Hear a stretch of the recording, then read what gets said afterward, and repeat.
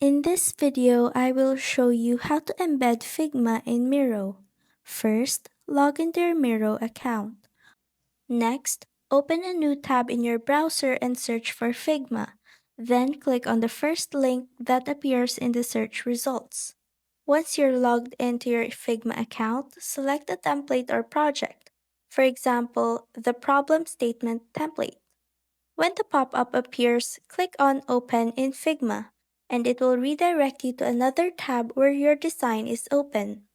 On the top right corner of your Figma screen, click Share, and in the pop-up that appears, select Get Embed Code, then copy the code provided.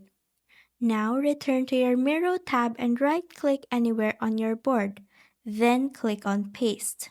Your Figma design will begin to load into your Miro board.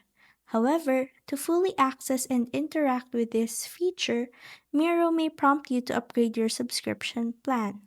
And that's how to embed Figma in Miro.